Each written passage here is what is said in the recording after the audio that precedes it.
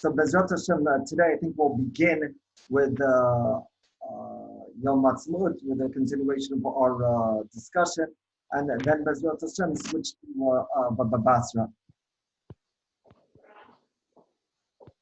As we remember, we're talking about Rabbi Soloveitchik's essay, Kol Dodi Dofek. We spoke of the significance of the events that took place over 70 years ago at the time of the Israeli War of Independence. And he listed a number of knockings, a number of significant aspects of those events. So I'd like to continue that discussion. He points out there, we talked yesterday about the very significant military victory, one that did not come easily. Maybe in connection with that, before we get back to the other knockings, we should mention the following. There's a very beautiful book called Battleground, Fact and Fantasy in Palestine, written by a fellow Samuel Katz. If I'm not mistaken, I think Netanyahu in his book, A Place Amongst the Nations, or in the Hebrew, Makom Tachat HaShemesh, did express similar ideas, perhaps borrowed some ideas from this book. This fellow was an advisor of Menachem Begin, although he quit at the time. Begin handed over the Sinai to the Egyptians. There, one of the points that he discusses at some length, he discusses the Arab refugee problem. All those, especially those that will be coming in contact with non-Jews, especially those that will be in secular campuses, will, but in fact, I guess everybody will come in with those that will speak of the poor Palestinians and their suffering. And the truth is that the Palestinians are in somewhat of an unfortunate situation. But it is important to keep in mind that much of their misfortune is something that came upon them as a result of their own actions, as a result of their own deeds. After all, at the time of the War of Independence, before the war, many living in Eretz Yisrael at the time, many of them, in fact, came as a result of the Jews developing the country, and so they came to get jobs in the country, and that which a large number left was not mainly based on their being chased out, but rather based on their and he writes over here. This is from some book. I'll start in page 15. Writes, the Exodus was indeed common knowledge. The London Weekly Economist, I think that paper still exists, if the British people can comment on that. Economist still is such a paper? Okay.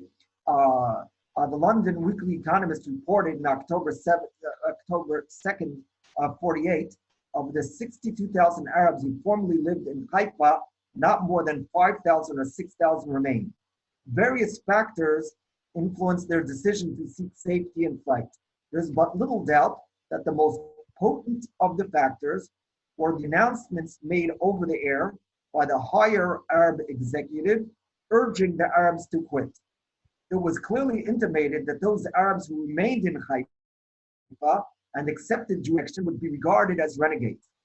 And the Near East Arabic broadcasting station from Cyprus stated on April 3rd, 1949, it must not be forgotten that the Arab Higher Committee encouraged the refugees' flight from their homes in Jaffa, Haifa, and Jerusalem. Even in retrospect, in an effort to describe the deliberateness of the flight, the leading Arab propagandist of the day, Edward Atiyah, then the secretary of the Arab League office in London, reaffirmed the facts.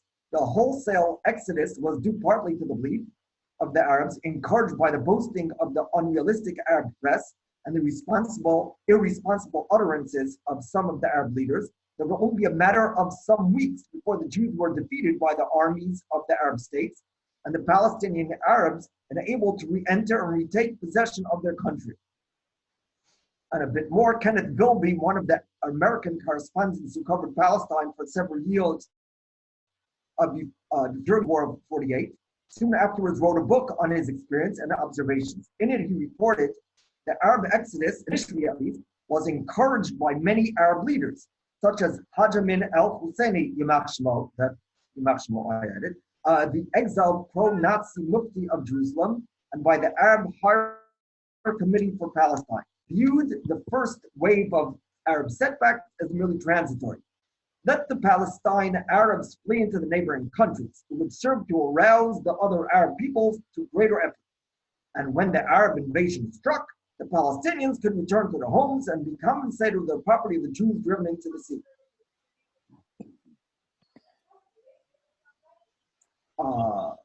Emil Guri, secretary of the Arab Higher Committee, the official leadership of the Palestinian Arabs, stated in an interview with the Beirut newspaper, "I do not want to impugn anybody, but only to help the refugees. The fact that there are these refugees is the direct consequence of the action of the Arab states in opposing partition of the Jewish states. The Arab states agreed upon this unanimously, and they must share in the solution of the problem." Again, won't go through more of the book, but that's something that's very important for us to be aware of. Okay. Rabbi Soloveitchik points out that politically, it's pretty amazing that there was agreement to actually partition Palestine and give the Jews a state. He writes very beautifully. I'll translate, give you the translation. He points out that the Gemara says that sometime rain, HaKadosh Baruch Hu will grant rain to a certain country for the sake of a single individual. He says he thinks that some organizations that were established solely for one purpose alone. And he writes in 1956 that of all the accomplishments of the United Nations, the only significant accomplishment that he could think of is that which the UN voted to establish the State of Israel. Of course, now we're 50, 60 years later, and I think that those words of Rabbi Soloveitchik still ring true in terms of the accomplishment of the United Nations.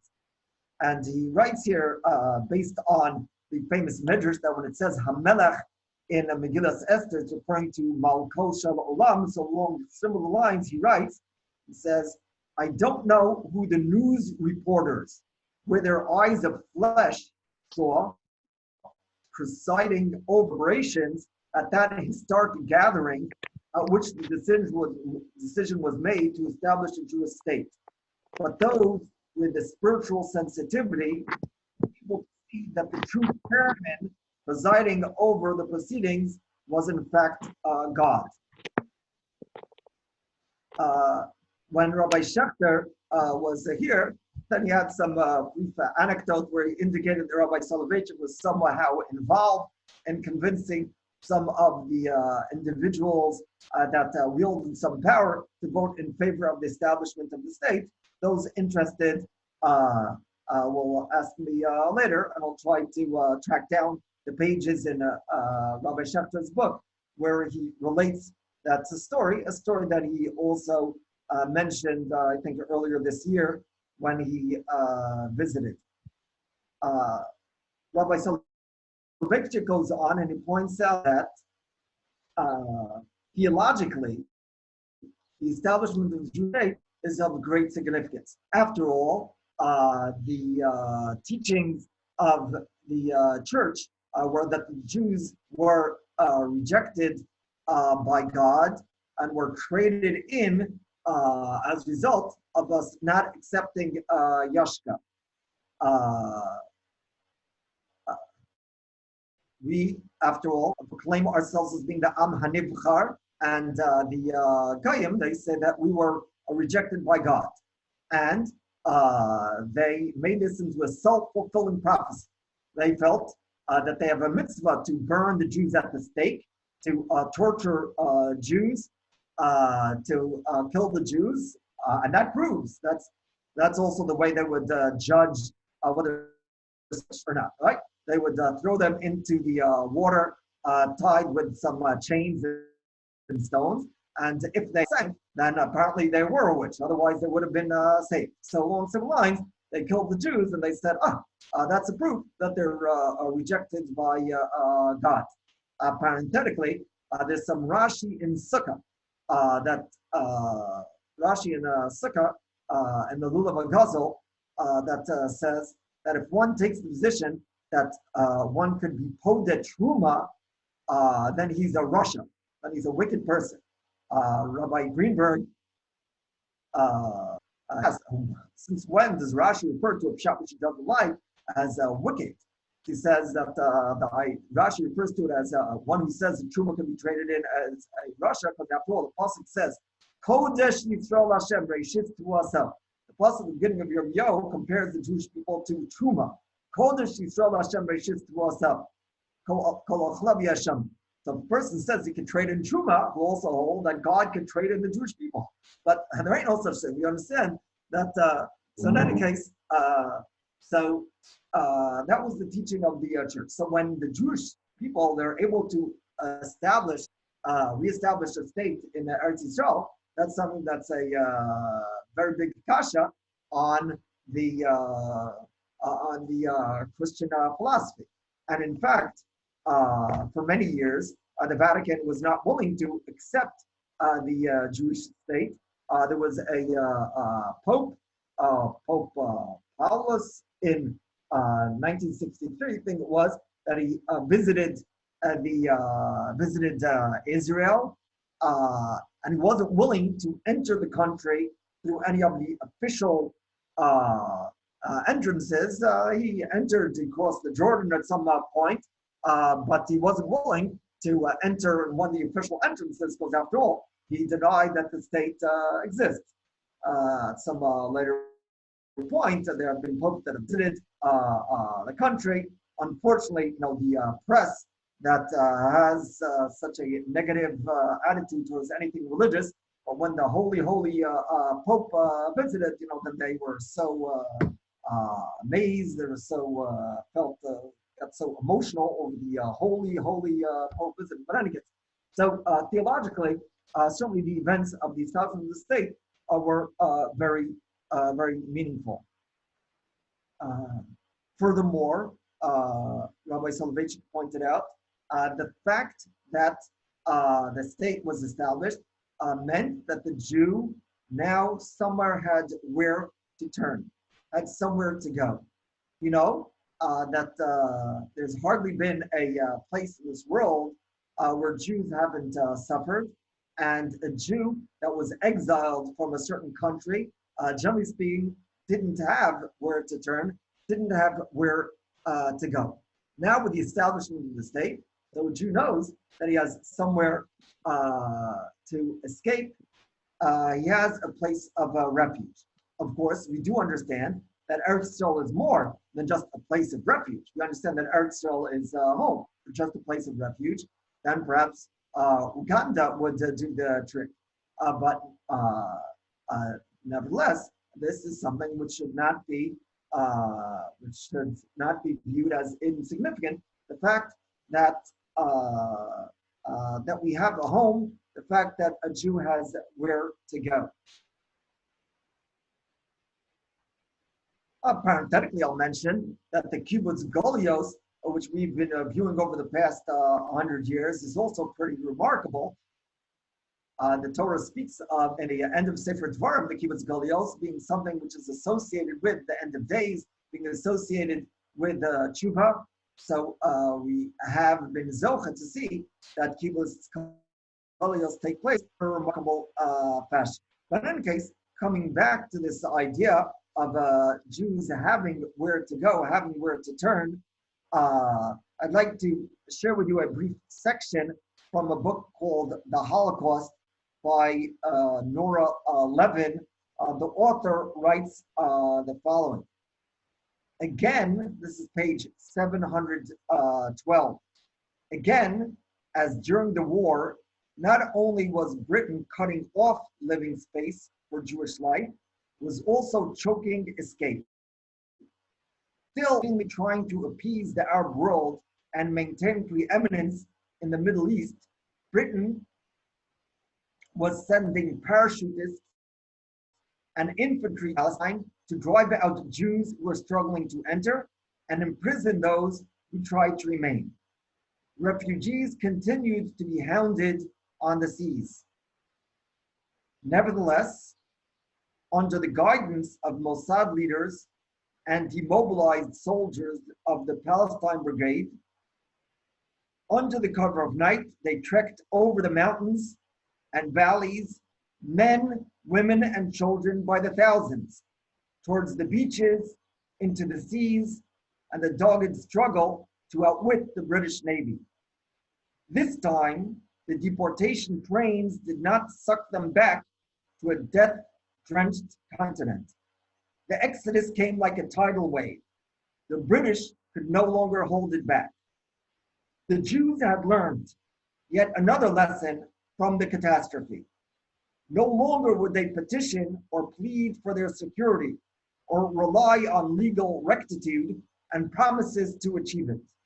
Their right to live was neither a wartime nor post-war objective of the Allied powers. Jews had to secure it for themselves. Tenaciously, they clung to that small scallop of desert, which is their home by faith, by history, and by honorable pledge from the League of Nations and Britain. Thrust into history were the desperate scramble for emigration certificates, the elaborate rigmarole of exit and entrance permits, the Jewish faith and the world's conscience. A new breed of Jews had come out of Palestine, tough, realistic, and militant. They were bringing into Palestine not refugees who asked for mercy, but ma'apilim, stormers of obstacles. For their new official writ to enter the land, they chose their oldest source, the Bible. On the passengers of the Feda, a wooden cargo ship which the British held at gunpoint in April 46, relenting only after the refuge had fasted for a period of 4 days, the new so-called passports read, Mr. So-and-so has been found qualified by the representatives of the Yishuv, the Jewish community in Palestine, for repatriation to Palestine. By authority, Ezekiel 37, and they shall abide in the land that I have given unto Jacob my servant, wherein your fathers abode, and they shall abide in, even they and their children and their children's children forever.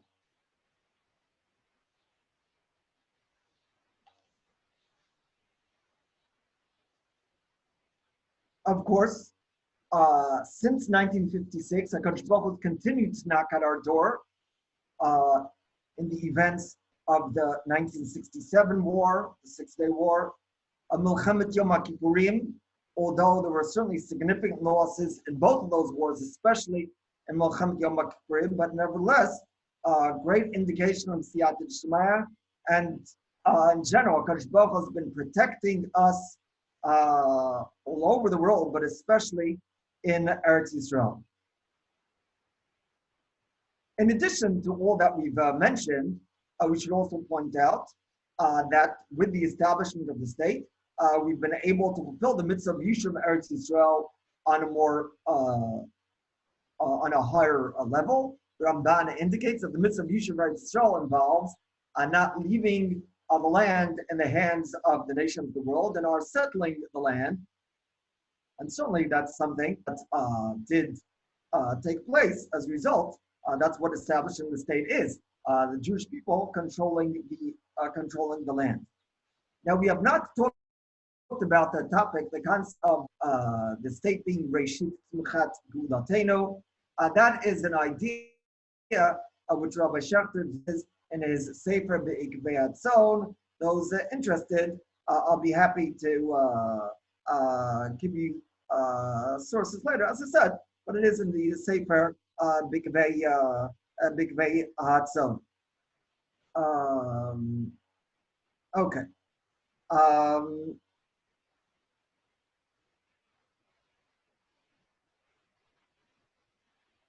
Now, as I indicated, I'd like to make a few points related to the machlokas which exists concerning